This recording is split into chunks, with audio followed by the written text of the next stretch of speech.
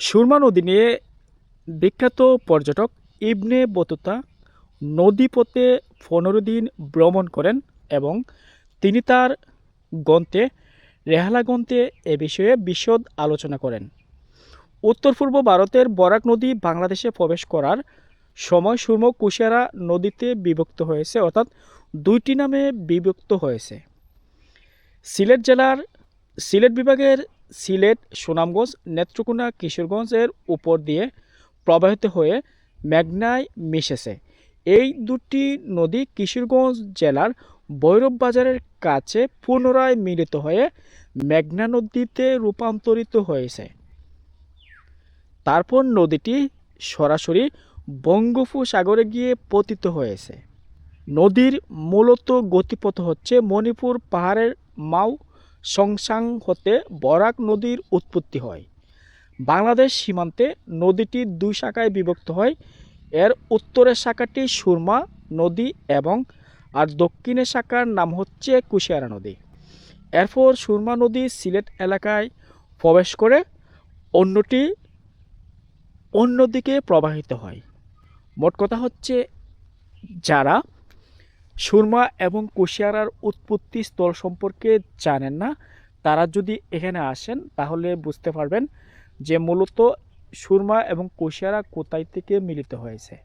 এখান থেকে নদী দুটি মিলিত হওয়ার পর, অর্থাৎ এখানে যে মোহনাটি রয়েছে, মোহনায় মিলিত হওয়ার পর সরাসরি বাংলাদেশে গিয়ে প্রবাহিত হয়েছে এবং কিছু দূর পর এই নদীটি আবার দুই ভাগে বিভক্ত হয়ে দুই নামে নামকরণ করে দুই দিকে প্রবাহিত হয়ে গিয়েছে এবং বেশ কয়েকটি জেলার উপর দিয়ে কিন্তু এই নদীটি পতিত হয়েছে এবং সরাসরি এই দুটি নদী আবার মেঘনা নদীতে পতিত হয়েছে।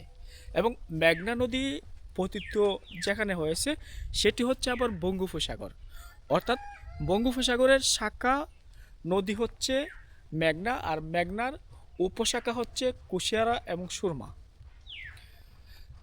যারা এমন সুন্দর ভিউ দেখেন নাই বা আসার ইচ্ছে আছে, অবশ্যই সিলেট বাস টার্মিনাল থেকে খুব সহজে বাস যুগে আমলশীত চলে আসবেন এবং এখান থেকে খুব সহজে কিন্তু ত্রিমোহনায় চলে আসতে পারবেন। ভাড়া মাত্র 150 টাকা জনপ্রতি। যারা আসবেন অনেক সুন্দর ভিউ উপভোগ করতে পারবেন।